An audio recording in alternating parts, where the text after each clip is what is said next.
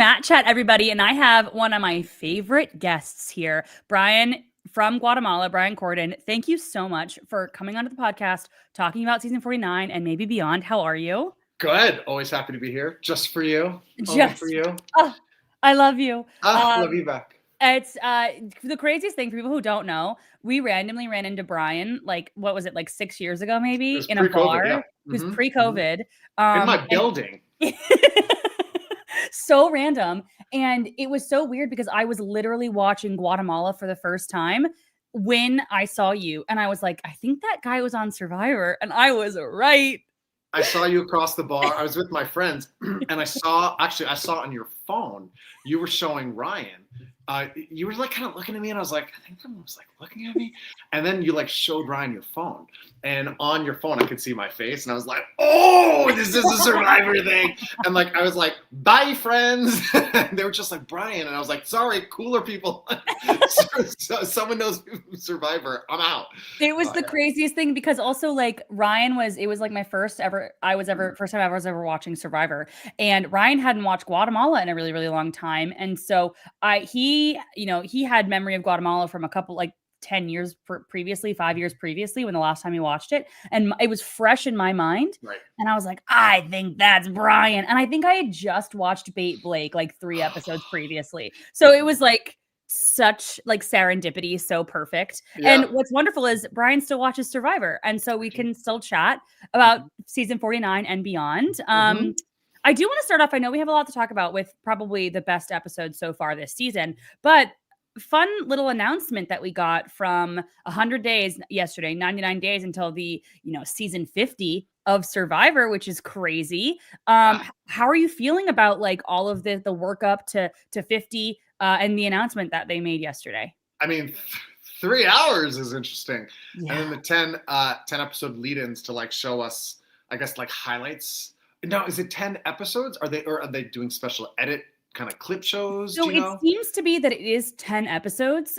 I could be wrong, but from what we got from Mike Bloom, it's, I think, 7 1-hour episodes and then 3 90-minute episodes. So my guess is we're getting 3, unless we're getting like a finale or something, like a cut down finale or a cut down premiere. My guess would be 3 new era episodes and then 7, like 3 new era episodes from season 45 and then 7 45 and earlier, if that makes sense. Right. Yeah, the 90-minute era. So is that sufficient? Because you're going to have, so we can talk about who's on. I mean, that's. Yeah. Go ahead. No. So, and I can just spoil the whole show, right? That's totally fine. I'm kidding. I'm kidding. Don't leave. Yes. No spoilers.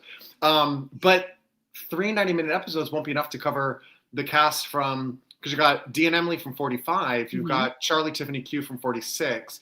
You've got anyone from 47? Genevieve from 47. Genevieve from 47. 48, you've got Kyle, Camilla, and Joe. And then 49, you'll have, that's now knowledge on this too? Yeah, that's not, you're good. Yeah, fine. Savannah. So yeah. Savannah and Rizzo. And so that's 5 episodes. That's 5 seasons that can't be covered in 3 90-minute episodes. So I do wonder how they're covering that. And that leaves 7 episodes then to cover. Because at that point, then you're going to start highlighting certain players over others. Yeah. And so maybe they'll just do like, Jenna and Colby in 1 hour. Yeah, I could see that. I was talking about this with Ryan and we kind of came to the conclusion because we were like, maybe they count like the Micronesia. Eric gives up his immunity as an Aussie and a Surrey, even though Aussie's only on the jury. Or if I'm Aussie, that's a short sell. Yeah. Exactly. Or like if we do like I was thinking like Advantage Geddon might be one from Game Changers because Aubrey's is there as well. And then I think Ozzy is on the jury as well. So like in theory he is there. But I think what I have kind of come to what I think is going to happen is they're just choosing 10 episodes that mean something to Survivor that also happen to have a 50 person in it. So that like I was thinking like they probably would do, instead of putting anything from All Stars where they could put like a Jenna and a Colby, I think they would rather do like a Borneo episode and then also probably like maybe the premiere of Australian Outback because that's the most watched episode of Survivor ever. That's like each person's iconic episode. Yeah. Do you think that there'll be a Guatemala for Stephanie, or do you think it'll be Palau her by herself? Tegwyth. Is this a real question? They're not going to put Guatemala. They're going to be like, Stephanie, who was on Palau, and also 2 episodes of Heroes Villains. Story over. Like, no. Story over. Didn't Story almost over. win a season. No, that's the only time Stephanie appeared on Survivor. Yeah, I think I also saw something recently, speaking of Guatemala, about how there was like a TikTok video with like 15,000 likes or something about the longest challenges in Survivor history. And I got to number 2, and number 2 was Palau with the ant. And I was like, if that's number 2, then what's number 1? And I go forward. Forget? No, I didn't forget. I just didn't realize that was like a challenge. Wow, how dare you? How dare you? This is 2 strikes. That's 2 strikes. And I was like, of course it's Guatemala. I'm crazy. How long was that walk again? Was it like 12 hours? It did. So, I mean, when you account for literal start to end, it was a full 24 hours. We started the game probably around like 2 to 4 p.m. on the first day after we had done all of our filming of the tribes and all the kind of B-roll footage of us like walking through a jungle, looking amazed. And then by the time the game started and they brought Steph and Bobby John out, my guess is it was around 2 to 4 in the afternoon. So we had only a few hours of sunlight for that first day that we were allowed to hike through the jungle. Eventually it became pitch black. We couldn't walk any further. It was really just stop where you are. Producers literally were like, all right, it has progressed beyond the point of safety because we didn't have fire. You know, the cameras aren't giving flashlights. It's all infrared. So it was very much the producers like, this is where this challenge is now over for the day. You have to stop where you are. Like there wasn't a checkpoint, right? We made it to the clearing where we sleep at night. It was just like, anyway, guys, it's kind of dark. So the place you're standing right now, that's where you're sleeping tonight, by the way. I remember doing a interview because it was on the fly interview confessional, and they called me over and they were just like, oh, talk about the challenge. Is it hard? And I was like, oh, like my cousin at the time was deployed in Afghanistan, Iraq, somewhere. Where were we in 2005? Maybe both. Yeah, both. And so I remember being like, oh, you know, this isn't hard. What my cousin's doing is hard. And then I like literally, no, that wasn't like unpatriotic puking. I literally puked. I literally was like, oh my gosh. And then I just like rallied and kept the interview going because your body was just like, poof. It was so hot. I don't, you know, it's very hard for the Guatemala cast, not that I really have spoken to most of them in the years since, but it's very hard, at least I'll speak for myself, to listen to how hard the new era is. And I was like, go on. Like, yeah, you're probably harder than a lot of seasons. Fair. But as a Guatemala contestant, I'm like, come at me when you do a 24-hour hike, you sleep in the jungle, in the pitch black. There is, like, you don't even have a beach. Like, it was it's really like, what hard. is it? Prometheus, not Prometheus. Who's the one who has Sisyphus. to like Sisyphus? Yeah, Mm-hmm. you see no, with the apple. You like have the food Tantalus. dangling. Yes. Greek mythology. This is a test for Brian, and you know he's passing flying colors. Yep. But you know, because you couldn't go in that water either when you actually got to your camp. So you see the water, but you're like, no, you can't go in. They're a crocodile. And so yeah, by the time sunrise is the next morning, I have a confessional at episode 1 where I was like, guys, we gotta go. Like, we gotta catch Nakum. So it was from sun up to whenever we finally got to the camp, which was probably around early afternoon the next day. So from start to end, it was 24 hours. We weren't moving for 24 hours, but it was an on-the-go hike carrying all of our pounds of corn that we had. I mean, I get it, we got corn. But even that, by the way, like, you can just eat the corn. We had to soak it overnight to kind of let it dissolve to the point where we could grind it. And then make the corn cakes and blah, blah, blah. Anyway. It's really crazy to me as somebody who, like, Guatemala is one of my top 3 favorite seasons. And it's not because of you. Like, Jen, I love you on it. But it's like, hey, you can lie. It's okay. You're definitely one of the reasons. But, but like, I genuinely think it's a really good season. And thinking about like all of the things that happen in Guatemala is truly like all of the like hurdles you had to jump over, like everything that was like going on, just truly, truly crazy. Speaking of like temperature, so somebody says 100+ degrees during challenges. how hot was it when you're out there? Because Jeff keeps saying that this is the hottest season they've ever had. Like he himself, obviously he's older now than when he was out there in Guatemala, but like he himself, you can see how he is being affected by the heat. How was it how hot was it when you were out there in Guatemala? Was it like the similar kind of like just the heat you could feel, or? Yeah, it was, I mean, and humid too. So there are definite memories of during the challenges, Jeff announcing the temperature. The number I remember distinctly was 114 degrees. I mean, that's like the kind of number you're like, can humans survive that? Like, is Brian making that up? Like, he's like, there's nowhere on record has it ever been that hot. The thing is, we were in it might have been the basketball game or the mud tug of war, one of those things, but you're in an uncovered field in the midday sun of Guatemala, and we filmed in July. So it's the peak of hot. And they did have to stop both of those challenges. The mud tug of war had to be stopped to bring water back on the mud because the mud just caked up. At some point, it was no longer mud. It was just cake. So they had to re-wet the mud. Also, that challenge went for like 3 hours. So did the basketball challenge. What you saw on TV was a heavily, heavily edited down version. The mud tug of war on TV looks like it goes 8-on-8 to a series of 1-on-1s, but that wasn't true at all. It went from 8-on-8 to 4-on-4 to 2-on-2 to 1-on-1. Restart, 8-on-8, 4-on-4, 2-on-2, 1-on-1. Restart. And actually, one of the rounds, when it was down to 2-and-2, it was Jamie and I versus two people on Nakum who weren't Judd. And we actually did get a flag that one round.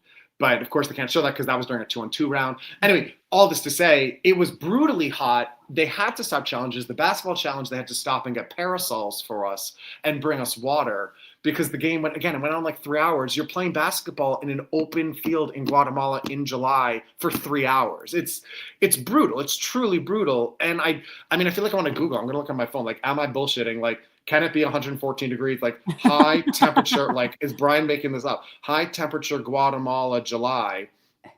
What do we got? That's crazy. Yeah, because I mean, I think Jeff needs to do a rewatch of Survivor because I think he's saying like this is the hottest thing, this is the best thing ever. And no hate, as people know, I'm a new era. I do love the new era, maybe more than other people. But yeah, you compare it to seasons of the past, yeah. And I don't know that it's really the hottest or really the whatever else.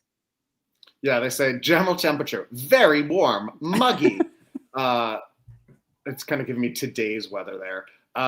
Historical averages. Yeah. So, okay. They say the high of 85, but that's an average. I'm telling you, I with certainty can say it was over 100. 114 degrees, as I say it, starts to be like, is that a... I was in Spain when, in theory, it was 114 degrees. Okay, so then I think I'm right. I think it's possible. I don't think it like sustains. I don't think you're no.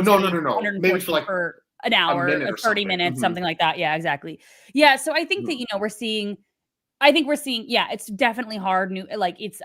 Everything is hard in its own world. But yeah, you think about Guatemala, comparing it to everything else. What are your thoughts of season 49 overall so far? How are you feeling? I know this is probably the best episode of the season so far, but how are you feeling? As a whole. Oh, someone said in the chat, I just saw. Someone posted that 114-degree clip on Reddit. Okay, so I'm not wrong. Like, okay, I feel like my memory's really good. I tend to remember things accurately. So I stopped watching much Guatemala instead. It's 49. I'm so happy they're having this experience. You know what I mean? To them, this is vital. This is a memory they'll have for their whole lives. And I'm so glad for every one of those contestants getting to be part of this amazing experience. He is what a political answer. Yeah, I do feel like it's going to pick up. I think I've said this on almost every single podcast I've been on so far this season. I would rather a boring pre-merge than a boring post-merge. Yeah, definitely. You want to build up, not come down. Exactly. So I'm hoping this is going to be like a season 46 where 46 pre-merge was people were not enjoying it. They were not happy. Yeah. And then post-merge, people were like, this is the craziest thing I've ever seen. What's going on? Like all of that kind of stuff. So I'm hoping it trends in that direction. But I do think that this episode, we got a lot of different things. So for example, we got, breaking into groups, don't love, but we got somebody who won and that really impacted the vote out. Yeah. So, how did you feel like Savannah's advantage? How did you feel like she played that? the extra vote going over her presence over at the island. How did you think that she played it correctly? I mean, obviously it went in her direction, but do you think she could have done it better? First of all, I don't think it's so much a choice. It's this false sense of like who's going to use the vote. As Savannah herself points out, I'm not needed here. I wasn't supposed to be here anyway. A vote was going to happen one way or the other. Her only real alliance there was Rizzo, who had an idol, and if there were any reason if there were any way her vote would somehow prevent him from using the idol, even then, she's sacrificing her own advantage for someone else's advantage. Rizzo seemed to have a grasp on the situation, not being going home. It's barely a choice. It's this anticlimax where you're like, look at this crazy choice she has to make. And we're like, I don't know, like, do you want a plate of delicious food or do you want to eat rocks? Like, is this a choice? I don't know. I think somebody compared it a little bit to the choice of Erica smashing the hourglass. Like, of course that's going to happen. You know, it's, and I totally see that. I do think that it's really impressive though, the fact that in theory, even with Savannah over there at minority of 2 to 4, they leave that area. They leave this with an idol still. And it seemed as if Rizzo was maybe resigned to the fact of like playing his idol. And then the moment he sees Savannah hit the beach, he's like, well, actually, I'm not going to do that. And I'm going to figure out a way to kind of get the person that I want out. Do you think there's a time in which like Rizzo is going to actually play his idol? Or do you think he's going to just keep taunting it in front of everybody until, the end? Great question. Future wise for Rizzo. He doesn't seem to really need it. I can't tell if it's a social game or what really compelled at the point where it became obvious that it was going to be either MC or Sophie. Unclear why Jawan and Sage didn't just say, wait, why don't we throw our 2 votes on Rizzo? Because then either Rizzo uses an idol and they're nulled, or Rizzo votes for one of the 2. They vote for each other. So it's a 2-2-1 split. And on the revote, Rizzo won't be able to vote. One of them won't be able to vote. And we can just be like, well, he didn't play his idol, guys, which everyone on Rizzo call it a day. We'll make amends with each other for our weird votes tomorrow. It feels like Jawan, perhaps, is now more interested in actually keeping Rizzo. So I think that probably speaks to maybe Rizzo's social game. Like, why did Sage and Jawan not do that? I think Sage seemed to want to go that route, right? Sage seemed to prefer getting rid of Savannah and Rizzo. So I wonder if that was more Jawan's doing, perhaps. That's interesting. And I think it's also very interesting to think about how like 3 episodes ago, Sage and Jawan were on the bottom of everything. Like they were not really in the talks, not in the position to make these decisions. And then because they kind of had this mutiny from against the Ulis, they put themselves in kind of a decision-making position, really kind of changing how they're viewed by pretty much everybody else, which I think is because perception is so much of Survivor, right? Like you want to make sure that what you're putting out there is what you want people to see, because if it's something that's like slightly off, people will run with it. They want to not be them, so anything that they can do.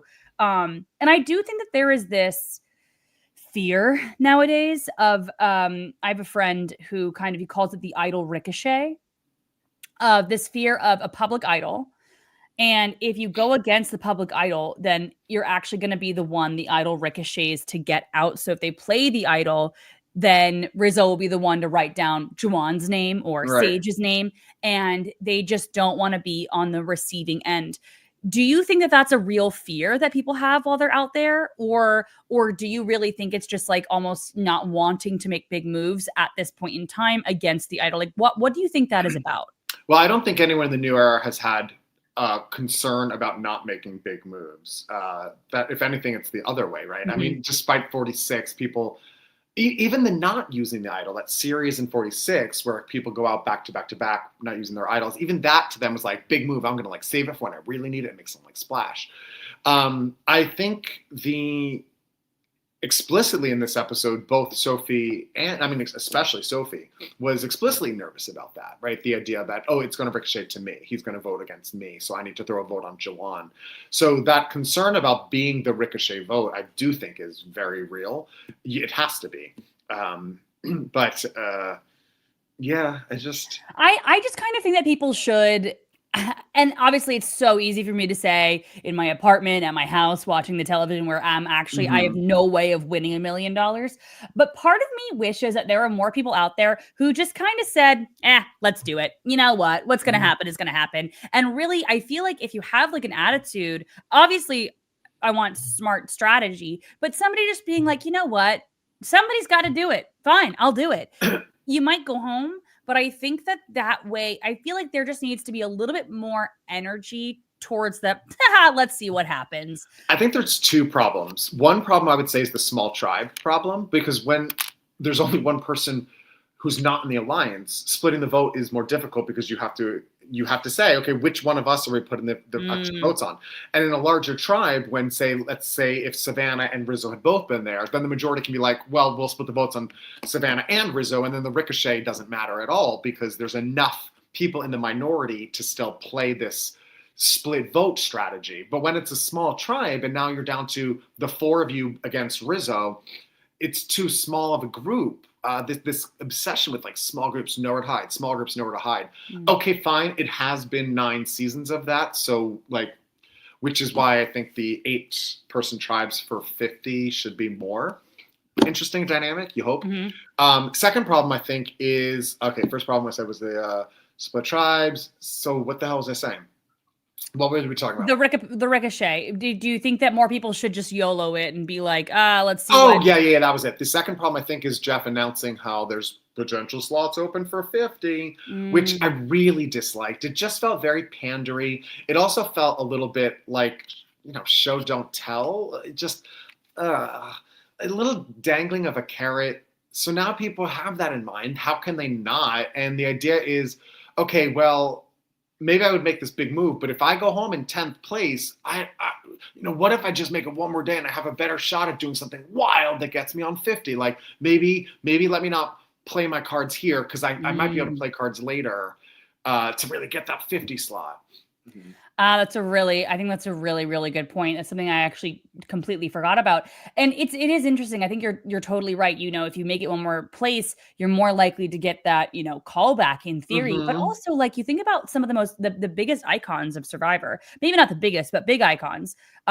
Kelly Wentworth was pre-merge, brought back 4 second chances, and then was able to kind of prove, I think if your footprint in the game, can be very big, even if you go out, earlier. I mean, let's talk about you, right? Bait Blake is such an iconic, like that sentence right there. I think if I talk to a Survivor fan, they know exactly what I'm talking about. Number one. Number two, featured on the CBS social media over the summer, like 9 times. Like Guatemala, I think there was one. So must have been doing a rewatch. But it was mainly you. And I think that like you can still make a splash even if you're not on there very long. Think about Rome. Think about Say. Right.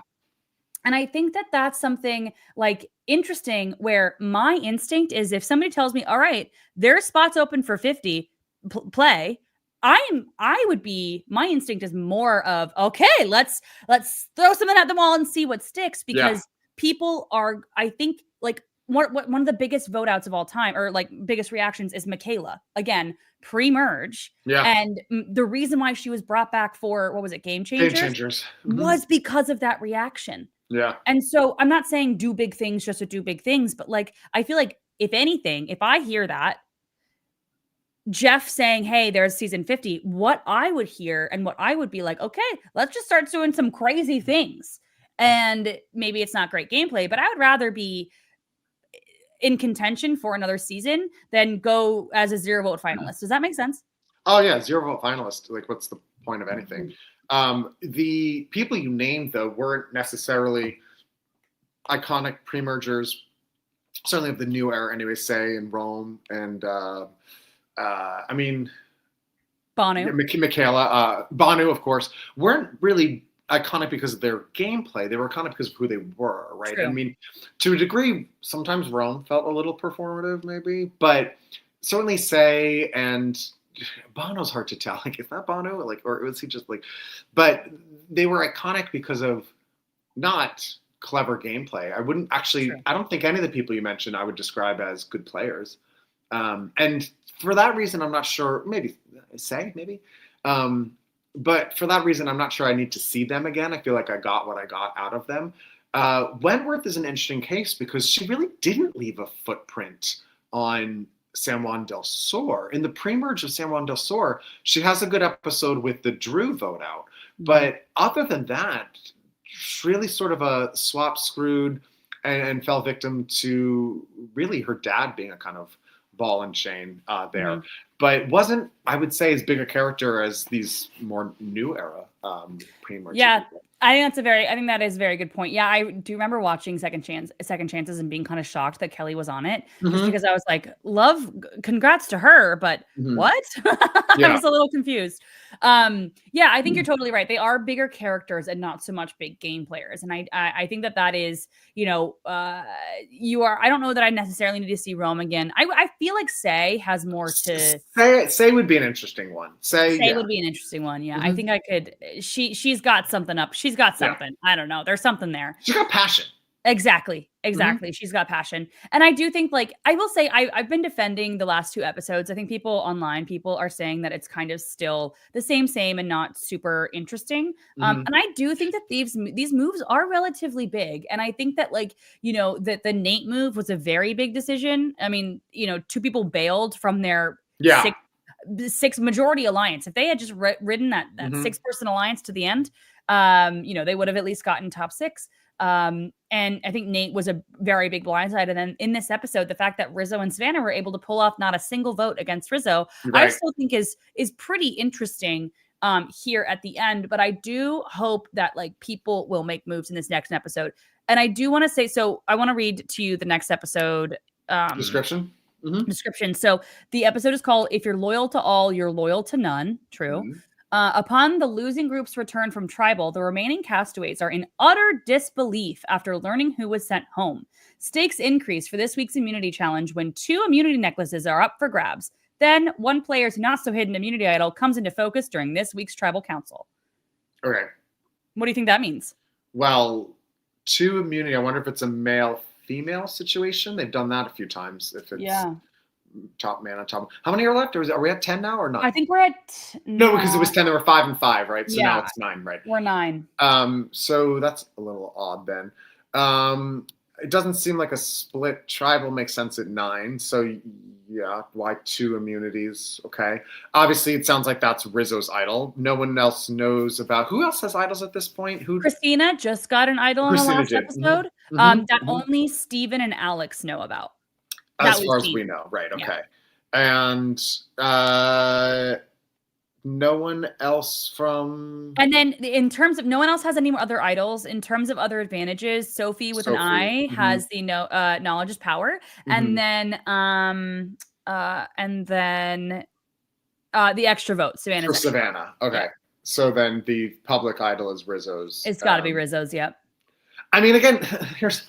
Like, okay, if every episode is like Rizzo being good for Rizzo, nothing, no shit to Rizzo. But if every episode is like, will he play it? No, he won't. It's like, okay, like it feels very Australian Survivor to me. The will he, won't he, or will he play it? He never ends up doing it. I don't know if you watch Australian Survivor, but I feel like the commercials. I watched Parvati's second legit win.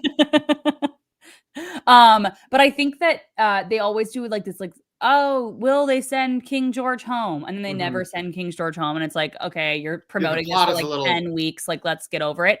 So I do feel like he's playing with house money a little bit when it comes to that idol. You fool me once, shame on you. Fool me twice, shame on me. After this, I feel like people are going to be like, is he ever just going to not play it? We just got to do it. Or at least that's what I hope. Because that's at some point too, like in a world where he does get voted out with an idol in his pocket, it's a lot less impactful when you're like, yeah, fine, but you had like enough close calls that you kind of dodged that bullet enough times that so now that you did get shot, it's like, can we call it a blindside? They had other opportunities to do it that they just didn't take. So if it does happen, it's less impactful. Yeah, I totally get that. This is very interesting. We have this comment. People must not view Rizzo as a threat to win. Do you think at this point in the game, when there are 9 people left, so we're 4 episodes away from sorry, did I cut out there? Can you hear me? No, you're good. Okay. 4 episodes, 5 episodes away from the finale, do you think at this point people are thinking like, okay, this person is a GOAT, like, we'll take them to the end? Or do you think that they actually think that Rizzo is a threat? Or how do you feel about this time in the game? Do you think people are thinking about that? I think that people are thinking that far ahead for sure. Again, 26 days is a pretty expedited game, and I'm not gonna hate on the 26-day cycle. But how many days did you play? I played for 15, which I think is the same as MC. It was that day 15 that she was just voted out. You would have been I think first or second on the jury. Yeah, second jury. Yeah. Missed it by that much. Yeah, just 15 years.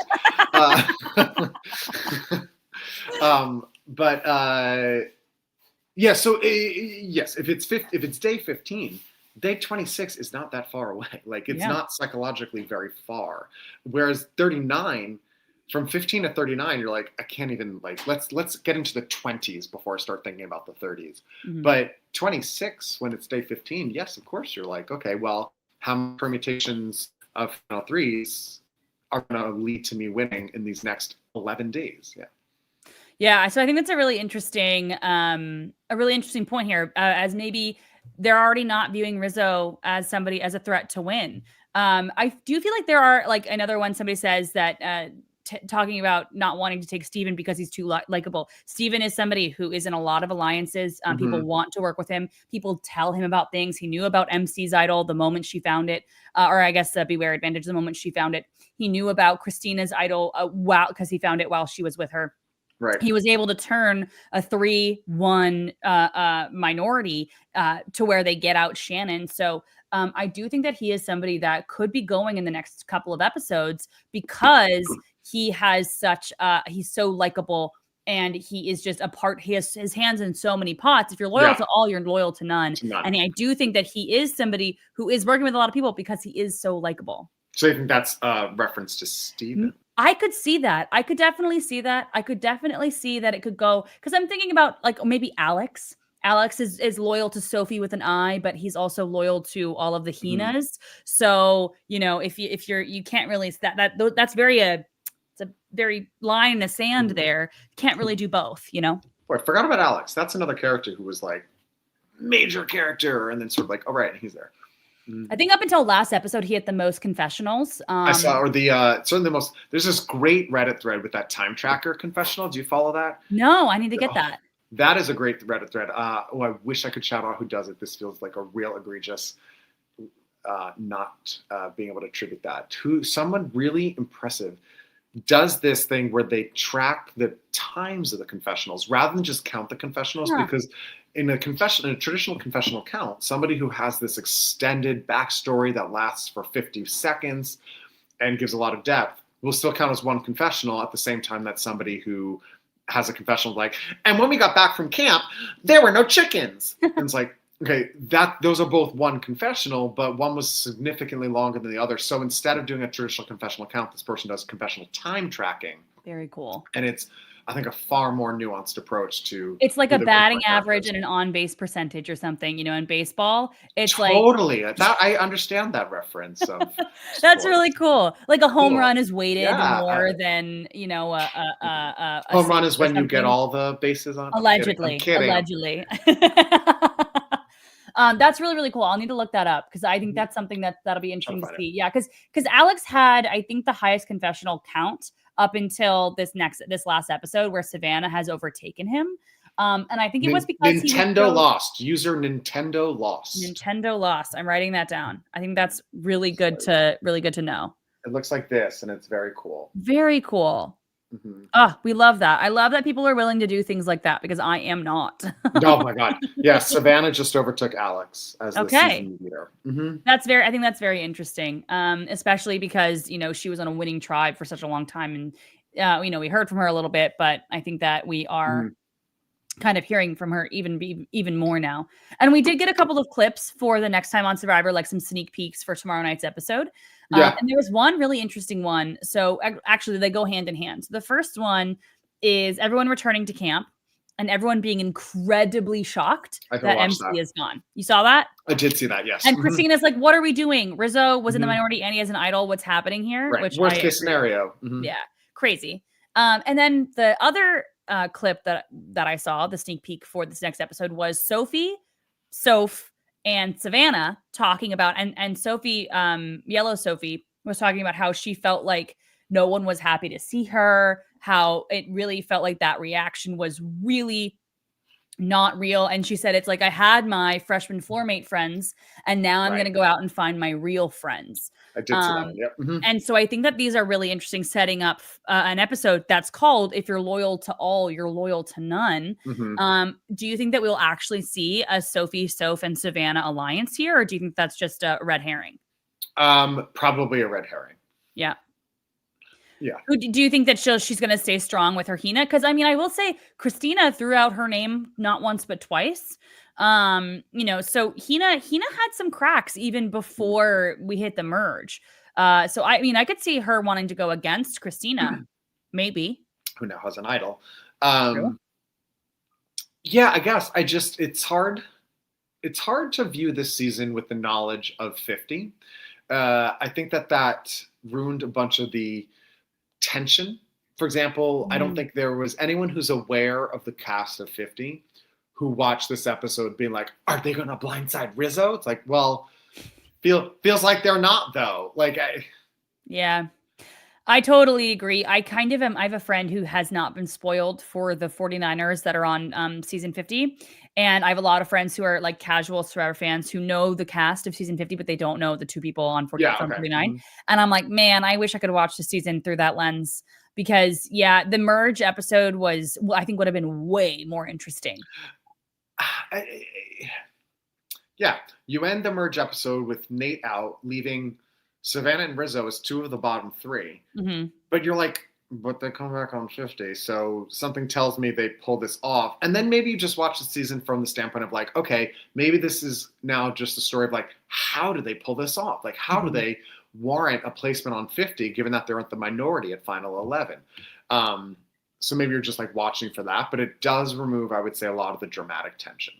Yeah, I totally agree. Mm-hmm. Either Rizzo's going to play his idol, or because I do feel like, like I said, I think that if they had a big moment up until this point that was like really huge, Mm-hmm. I think I would maybe be like, okay, I feel like a big moment could warrant, this person coming back, like Jonathan from 42. He could come back. I mean, I know he's coming back, but like his big moment was preseason. Mm-hmm. I think that, or pre-jury, pardon me. Carrying the big tribe. Carrying that. I think that was, it's a huge moment. If you guys haven't rewatched that episode, as somebody who doesn't love Jonathan's game towards the end, rewatching that episode and watching him do that is insanely impressive. And like, I was like, okay, yeah, I get it. I get why they're bringing him back, because that's crazy. But like, if they had a moment like that up until this point, I'd be like, okay, they had their moment. I get why they're coming back. But they haven't really had a moment, really. I would say this episode was their moment. The Rizzo saying, holy shit, did we just pull that off or whatever? Like that meme. I would say that is a considerably big moment. Do I think that's enough to warrant a 50 callback? And in theory, overturning, Andy, and I don't know who the other person was, but maybe Marianne, or maybe who else, like Carolyn. I don't know that we've seen that yet, No, certainly not anything to justify a placement over a Carolyn, a Jessie, Marianne, Andy. There's more time, so certainly there can be more time, but I wouldn't call the gameplay as yet warranting. And that's why I think that the dramatic, like once I see that, I'll be like, okay, now it's all, let's see what's going to happen. But until I have that moment, I feel like I'm going to be like, okay, well, I still feel like I need more from them. Which is almost one of the reasons why I don't love that they're bringing back people from 49 to 50. They didn't do it for 40. They didn't bring back Tommy. I mean, that would have been an even more egregious spoiler, right? Because that was just winners. So if you find out he's on, you're like, okay, well, that completely ruins 39. They didn't bring back Chris Underwood. That cycle. I'm trying to think. How did they film? So 37 and 8 would have filmed at the same time. So I guess we knew. Yeah, we would have known Chris Underwood. I think we would have known Chris Underwood and I think they would have done 39 and 40 at the same time, which would have been early 2019, mid 2019, because 40 aired during the beginning of COVID. Yeah. So yeah, I feel you're totally right. That would have been a much more egregious spoiler if they had brought and also playing 39 days back to back like that after winning might be a hard turnaround. Like playing a whole 39 days and then going, a week later and playing a potential 39 days in a row again, that'd be difficult. I mean, tell it to Russell and Amanda. That's true. That is true. Well, Russell, I'm not a big... No, but he was 39 days in he Samoa and then went to Heroes Villains, and Amanda 39 days in China and went right on to fans' favorites. That's true. So we'll see. They couldn't cast Tommy would spoil his win. Yeah, exactly. Yeah. You're right. I'm also, though, to be fair, think back to the filming back in the 2000s. So, like, China would have been 2007-ish, and Heroes versus Villains. I'm sorry, Heroes versus Villains would have been around 2009, 10-ish. So I don't remember if back then they did this back-to-back schedule. I think there was a bit more time between seasons. This whole thing with like docking in Fiji and filming back-to-back seasons, that's a thing since maybe Millennials Gen X situation. So back then they might have had more time between seasons actually. Yeah, that is true. I think that when Malcolm went out, because he went back to back. Oh yeah, 25-6. Yeah, he went back to back, and I think that he said that he had like only like 2 weeks or something in between. Yeah, okay. But that was also a little bit later. So I think that this is interesting. I also think that they edit. I think 49 is gonna be really interesting to watch on a rewatch after the fact. Because I do think it's interesting watching when people are brought back in back-to-back seasons and seeing how that edit was done. Like, I think that Joe was edited in a way I vividly remember being shocked that Joe only got 1 vote at Found Tribal Council, and Eva got 2. And then talking to the cast afterwards, they were like, Eva was always the one that they thought was like the not brains behind the situation, but the gamer. And exactly. And yet we, the viewers, saw Joe. I really was like, thought that everyone thought that Joe was. And so I do think they edit a back-to-back play in a way to kind of make it be like, okay, this is why they're great. I think we saw it with Aubrey. I think we saw it with, Zeke and Michaela. I could say it with so many different people. And I would love to see the Natalie White edit of Samoa, not the Russell edit of Samoa. I'd love to see the winner edit of Samoa. Right. The release. Yeah, re-release the real edit. Come on, guys. But yeah, so I think that I don't know. The back-to-back is I don't love it. I love it sometimes, but I feel like most of the time I'm not a big fan of it because also what are we going to see from this person that's new? Sorry, I was reading some of the chats and pointing out people who are back to back, like Rupert and Pearl Islands and All Stars and such. I think is Amanda the only one to do back to back seasons in 2 different locations though? Because Rupert, and also by the way, when we mentioned earlier, it was we had only mentioned Amanda and Russell, but that's because we were talking about people who went full 39 days to come back. Yep. So there are other people, but like Rupert, Pearl Islands and All Stars were both in Panama. Russell, Samoa, and Heroes Villains were both in Samoa. Philippines and Caramoan were both the Philippines. And then certainly the whole Millennials Gen X Game Changers were both Fiji, and everything since then has been Fiji. So in terms of back-to-back, and then Joe Anglim in Nicaragua and Second Chances, that wasn't actually back-to-back because Second Chances filmed actually after Kaorong. So that wasn't really back-to-back, even though the seasons are. So Amanda, she finished in China and then had to go to Micronesia. That's so interesting. I actually never thought about that.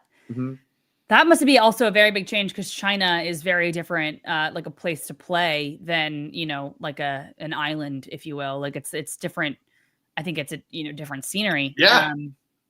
Gosh, you think about the teens, man. The teens slapped all the way through. Yeah. Like they were so good. There are maybe there's like a chop or two. Fiji. Do we need Fiji? Some people might say Guatemala. Those people not are wrong. me. Yeah,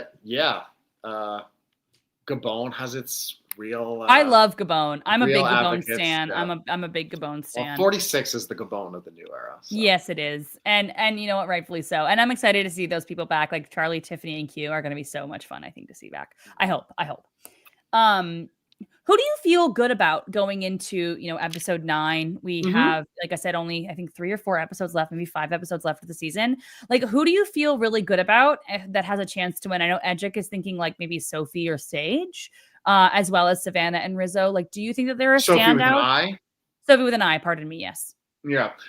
I think Sage is up there because I think that Sage is probably she was the only one who had no one talk about her. So, in terms of that group of 5, she was the only name that we at least didn't see come up, right? There was talking about Rizzo, then Joanne and MC and Sophie.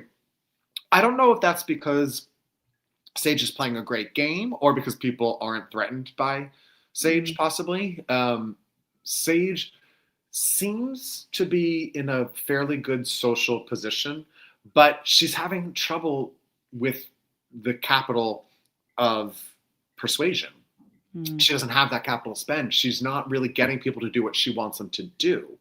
Right? She wanted it to be Savannah or Rizzo, but they settled on Nate. She wanted to be Rizzo, but then they settled on MC. So I think in terms of, I don't think she's at risk for being voted out. I'm not sure I would say she's like well positioned to win. I don't know if she's got the respect of a player, possibly. Rizzo's got his idol. Savannah's still in theory on the outs. You make it through this, but Sophie's got her steal. Who does she know about? She knows about Rizzo's idol. That's it right now. Yeah, okay. Because MC got rid of Yeah, because MC played her idol. And then unless Alex tells her about Christina's idol, which I could see happening. I think that Alex and her were like pretty pretending that they were still an alliance, and I could see that that's something that could slip out. So maybe, but I think we've got some fun things in play. And do you think the knowledge is power is going to be played correctly? Because it hasn't happened at all yet in Survivor, in American Survivor. Pardon me. Remind me. So we had obviously Liana was faked out by Xander. Correct. I don't think I remember. Did 43, Dwight gave his idol to Janine, or Janine gave her idol to Dwight, but Dwight gave it to someone else. So and then he gave it to Jesse. Right. And so everyone thought that Dwight was voted out with the idol in his pocket, but actually Jesse had it, which is why the reveal of him having the idol was so crazy, because it was actually Janine's But did idol. anyone have knowledge is power? Yeah. So somebody played it, and I don't know if they played it. I don't know if they never actually played it or something. It's actually, I want to look that. I'm going to look that up because, but it's never been played correctly. And I do think that there is an argument that if Sophie plays it correctly, she would have been maybe a better choice for 50 than Savannah and or Rizzo, because it's so hard to, play it correctly. How do you think about that?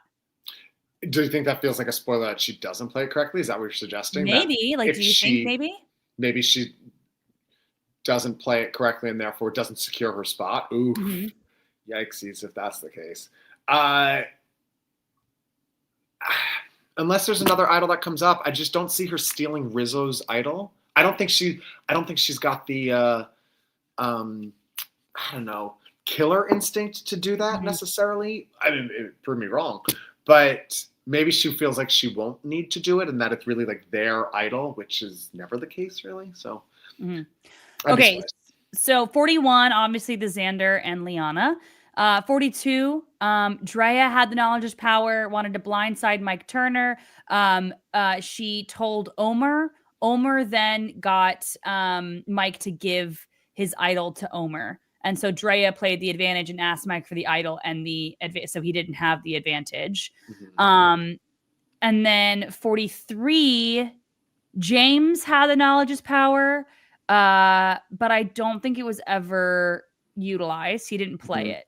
And then I guess the whole thing with Jesse and Janine was just to figure just out to fake out. the What's fake out. Nothing to do with Yeah, knowledge because he never actually played it. But the 2 times that it's been played, it has been played incorrectly because people heard about it and then shifted some things around. Yeah. So, well, at least to her major credit, she's kept it quiet. So I feel like if there's one advantage to keep quiet, it's the knowledge of power. Just that shut is, up. I think you should keep a lot of them quiet, but like that is the one where I don't even see why it would make any sense. Now I am worried that she tells in this next episode because I did see it was like either the next time on Survivor or it was like a preview for the next episode of Survivor where the 3 of them, Sophie, Savannah, and Rizzo, were sitting on the beach, and Rizzo says, "We're the most powerful trio in the game right now."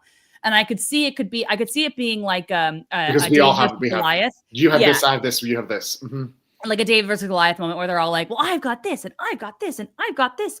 So I could see that, but I just feel like that's the one where no one should know about it because the more people that know, the more likely it gets out. And then that's the one where you have to literally to know where things are. And if people are able to counter that, then that's useless. just it's literally useless. Yeah. So we'll see. But I do think that Sophie has good instincts in terms of like she wanted to steal the idol from Alex at one point with hiding the box. She hid she like spied on people.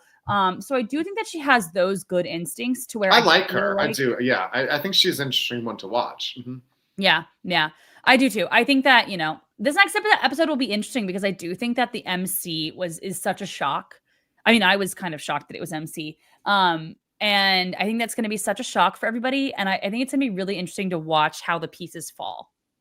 Does Hina break up? Like, does somehow the 3 of them become powerful because MC was, the cornerstone to it all? I think it's going to be interesting if there's time to get on the same page, because that is the one thing I will say about 26 days. There is no off day. And because there's no off days, really, I do think it makes it harder for people to get over things. Okay. I think that raw emotions last longer. Exactly. And so I think if like Sophie with an E feels like everyone reacted to her in a negative way when she got back to camp, then I could see her being like, well, I hate them. And then immediately be like, I don't want to work with them ever again. And just be like cutting them off because there's no time to sit and think and be like, well, that might have just been pure shock. There's no time. That's my one. I do think that 39 days is better, but that is my one pro 26 day is I think that people are sometimes more bitter. I mean, we had plenty of bitter players. Think of Judd. No, plenty. Yeah. I guess I would say yes. If you're in 26 days and the game is at a faster pace and you don't have a turnaround time, you don't have to sit and store your feelings, and you're like at a job the next day, that wound is still fresh. So that's a pro in that column. Yeah, the con, which everyone has said, it's not a hot take, it's not new, is when you do lack those down days, there's this real relationship building that happens on those days, right? Those are the days where you talk to each other, you learn. You make conversation, you do stupid things that are just fun. I mean, we've seen some of that in the new era, the hide and seek game in 46 and things like that. And those things do have this sort of intangible effect on the game where people build these deeper relationships and the betrayals become deeper in that way. Because it's very easy to turn on somebody when you don't have time to get to know them super well. And granted, you are still falling asleep together, waking up together. But I think another thing the viewers forget is a lot of your day is eaten up with gag orders.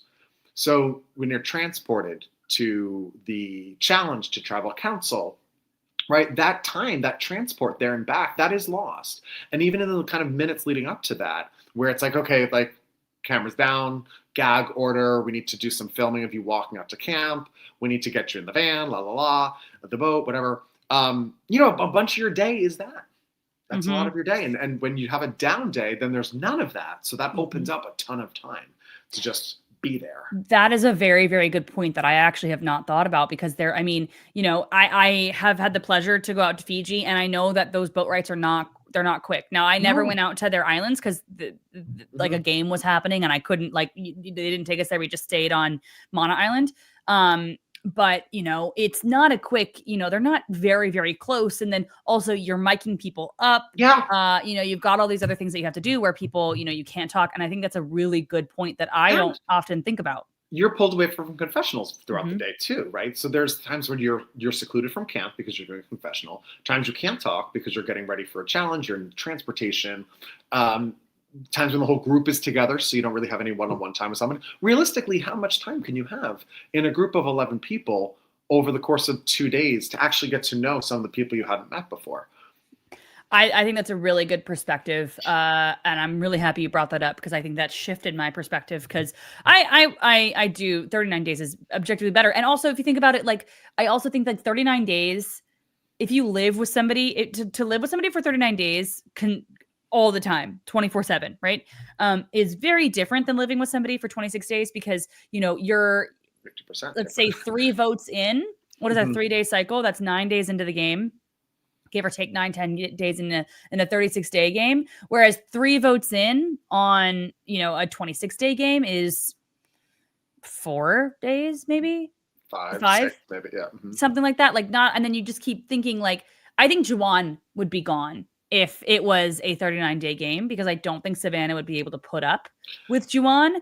They kept winning, and if there was an Or, off day mhm. where she had to be like Juwan keeps stealing my freaking More stuff. time for someone to get on your nerves. It's Yeah, a mhm. lot more time for somebody to get on your Mhm. nerves. So that's Yeah. I think I've always been pro 39 days, and I think there are some merits to 26, but I do think that, the more you think about it, and I think that's a really good point bringing up the like Yeah, the gavel. time you can't talk. I mean, I think it's hard to kind of calculate how much time you have during a day to go off on enough one-on-ones to get to know somebody when you're not already being pulled, like, again, to Right. a confessional, having to do tree mail, having to do certain things that you have to do. Mhm. Mhm. Yeah, and I think that this also goes hand in hand with the 3 tribes. Mhm. 3 tribes, when a tribe wins a lot, you have more time, more downtime, right? You're not going to Right. tribal council. Right, right, Um, right, right. and Mhm. so that's why I think it's kind of harder for that's why I think that we see like alliances stick together, like tribes stick together for so long. In 44 we had the Tika 3, Yeah. and then in Mhm. 45 we had the Reba 4. Right. And we're getting all of these because and I guess the Tika 3 lost a lot, so it's maybe not so much them, but you're I getting guess only time. twice though, right? Because they lost Bruce to an accident. True. So it was just Helen and Sarah, really, right? Am Yeah, I? that is true. That is Mhm. true. So, you have this downtime, you have more time to get to know people, and those bonds are stronger, and you're also not having to axe people. And so Mhm. you don't have to backstab and you don't have to blindside. And so, I think that's why when you get to merge, I sometimes, and I've said this a lot, if you get to the merge completely unscathed, Mhm. especially in a 3 tribe format, Yeah. it's bad. It's actually very bad for you Mhm. because I don't think that you know how to play the game. I think that you don't understand how people react and how people like their tells because no one's had to Mhm. lie yet. Right. There's no trust, there's no testing, there's no proof. Exactly. Mhm. And also, there are always going to be cracks. When you're living with somebody 24/7, like Ryan and I have lived together for 5 years, there are things that I annoy him. Wait, things that I do that annoys him, and things Yeah. that he does that annoys me. Right. And yet, we Mhm. are as strong of an alliance as anyone can get. And Right. yet, if somebody gets the point of like voting people out or whatever else, people like, man, the way Ryan, like, what does he do that annoys me? I can't think of anything right now. There's stuff, but the way Ryan does this one thing, man, that's kind of, you can play at those cracks, but I just feel like if you go in so unified, you're gonna be picked off, and we're kind of seeing that with Hina. Yeah. Right. So we'll see. Brian, is there anything about this episode and next episode that you want to talk about that we haven't talked about yet? Christina found an idol, but she's not Mhm. getting much of an edit otherwise, so a little bit hard to kind of get Yeah. really behind that and get excited about that. I like Sage. I think Sage is really an interesting player to watch. I like that she brought that energy to the Shannon vote and that she's in with Savannah. I think sometimes that friction has been a little lacking. And that's the kind of friction you get when you spend too much time with somebody, which that Uli tribe was able to do because they had, Mhm. as you point out, like they're not spending their evenings going to tribal council, so they have that downtime in the evening. Now multiply that by a whole day of that too. Mhm. Getting rid of the reward challenges, I think, does something for that too. But they're not doing two challenges per cycle. But still, I have a question about Sage, and not necessarily Sage, but just kind of the edit that she was getting in the beginning was kind of, silly, goofy, talking about poop and farts and burping and whatever blackheads. Blackheads, yeah. Do you think that they're, somebody can play the kind of goofy character and then be able to sit at the end at final 3 and be like, guys, that was just me playing up this one aspect of me. I'm actually, able to play this game, because I think that, we saw it with Carolyn. Yeah. Playing the wacky and then really spelling out everything she did, but she was unable to change people's perspective in the 11th hour because everyone already had this idea of her. Do you think that somebody can play both cards? It's interesting. I was like, didn't we just see that recently? I was like, was it Camilla? Did Camilla do that? But she didn't make final 3. And they're like, oh, am I thinking of Ashley from Big Brother this season? Because that was sort of Ashley's point this season on Big Brother when she got to the finals. She was like, you thought all this, but I'm actually a lawyer. And I was like leaning into that. So Ashley did that well. I don't know if that translates to Survivor the same way Big Brother, but I think they're fairly analogous in that aspect anyway. Yeah, I think you're right. And I would say Marianne is the closest to that. Oh, She yeah, was yeah, able yeah. to be goofy pre-merge. Yes. And Marianne's a great example. Yeah. I just feel like sometimes people go in at Final Tribal Council with their, as much as they say, oh, we're open, we're going to vote, you can convince me. I don't know how convincible people are there at Final Tribal Council. I think that some of them are going to be, set in their ways and not really be able to change their mind. And so sometimes I feel like that's a rough strategy. That's why I will defend Andy. People are like, Andy shouldn't have told Rachel about, his whole plan, or else he would have been in the game. Andy kind of had an uphill battle with his reputation there on that season. And I think if Rachel goes home, which was the plan, right? I think it was a big swing. Didn't work out, but I think if he sits at the end, I think he probably would have been a 0 vote finalist, because I think you need receipts, proof. Blah, blah, blah. If you're gonna come and be like, I was playing dumb the whole time, you need to do Marianne style. Like, here's the idol I never played.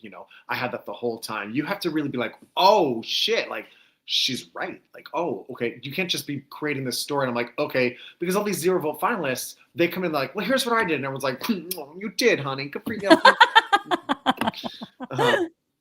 Yeah, I think it's just, you have to have a way to have somebody check. I think about how when Kenzie was sitting at final 3, where Tiffany was her echo. Yes, advocating. Yes, correct. Or same thing with Kyle and Camilla. Correct. And I think that's when you're playing the goofy card and you have to kind of hide that from everybody else. I think it's hard to really convince everybody that I am actually this mastermind, not this goof that you thought I was this whole time, and I actually fooled you. And how many people want to vote for somebody who fooled you, like made you feel like a fool? I mean, some people, I think I would. I'd be like, that's crazy, that's awesome. But I think some people don't necessarily want to be made a fool of. Well, that's why you get someone like Todd in China kind of playing to Jean Robert and be like, oh, Jean Robert, you were right. Like, and you're like, oh, okay, but you're playing to the right jury. Right, that was a good performance by Todd in that season. Oh yeah, I would say probably one of the best final tribal councils of all time. Well handled, well managed, that jury. Yeah, really well managed. Well, let's the last thing we got here is the coveted. Everyone is trying to figure out, oh my God, what's gonna happen? Who's gonna win the alley oop? I know that's why everyone's here.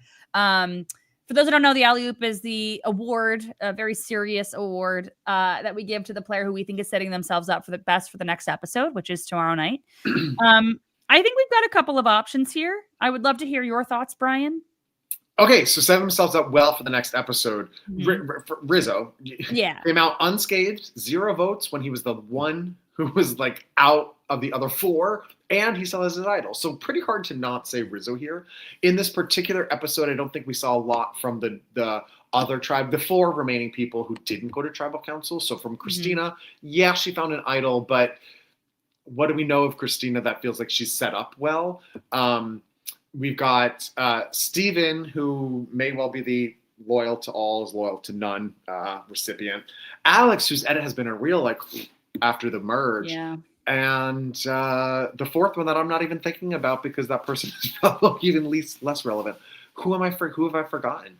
It was Christina, Alex. Sophie with an I? No. Oh shoot, it is Sophie with an I, and she's actually pretty relevant. That's bad. Is it Sophie with an I? Okay, yeah. It was, yeah, it was. I just totally forgot about her. Well, she wasn't really shown a ton this last episode. Yeah, it wasn't a big episode for her, so that's, I think, easy to kind of forget. But so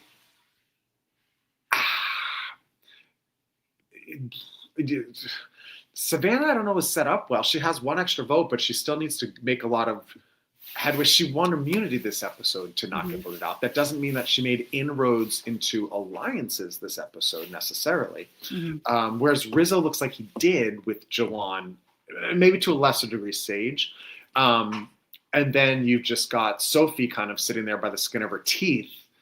So I'm not sure anyone's really set up well other than Rizzo and possibly Jawan and Sage. Yeah, I think that this episode, because it was a split tribal, which I do not like when they're merged, just let them merge. I think that this is hard to set yourself up because I think that they were just trying to survive. Yeah, very much so. And so I think that when you're just trying to, keep your head above water, you're not necessarily thinking what the rest of your body is doing. You're just like, as long as my mouth is above water, I'm good.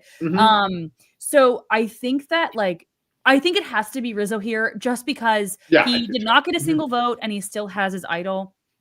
I don't know that his relationships are all that better though. I think the Jawan is definitely slightly That's better. the question. I think the But Jawan, other than that, I don't know that there's he hasn't maybe made as many inroads as I would have hoped to make it a clear, alley-oop winner. But I think it just because of the fact that he still has his idol and we're going into the next episode. And I think that, it's definitely not Sophie with an E. It's not Yellow Sophie because she had to get, somebody who I think was actually a pretty good ally to her out.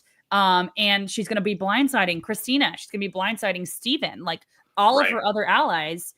Although there wasn't to be fair, it was MC who decided to tell Jawan about Sophie's plan. So that, and it wasn't Sophie the point. She's like, this is not great. That now I really don't know that I can trust you. So, but all I mean to say is I think that having to on paper, all of the other Hinas are going to be like, well, you didn't vote for the person who had the idol and instead you got out your ally. And I just think that that's not going to sit well with the other Hinas. I don't know that, Steven and who is close with Alex and Christina are going to be like, yay, we love that. And so I think if anything, that's kind of actually hurt her alliances and her position and her standing. And I just don't feel like she's on the up and up, if that makes sense. Right. Got it. I don't know. I feel like all the other episodes have been very clear of the person who I think is really kind of making those alliances and moving everything forward. But this episode was just kind of a survival episode. It was, yeah. Because again, you split them up into smaller groups, and now it's like, okay, well, we just have to get through tomorrow. Exactly. I will say I am excited for this next episode because I do think that we'll see a shakeup. I do think I think I disagree with you. I think that the Sophie and Savannah talk is not a red herring. I think that actually might be a thing that's happening. So I could see, something kind of maybe slightly different. And then where do they go? They would have to take out, I think I think it'd be Steven. I think I saw somebody say this in the comments. And agreed. I'm seeing it too. I actually thought that Steven was going to go last week. On the last episode I had here, I literally was like, I'm going to put it down on paper. I think Steven's going out because Sophie plays the knowledge is power, blah, blah, blah. I thought that Steven was going to find the idol.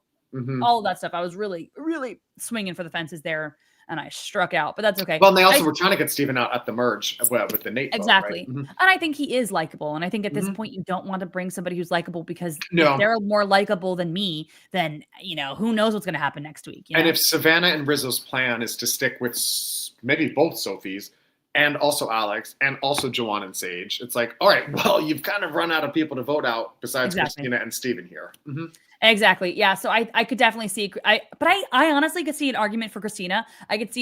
Rizzo in one of the clips I did see, he was throwing out Alex's name. So I could see it being Alex. I could see it being a lot of people, but I think that Steven is the person that makes the most sense in my head.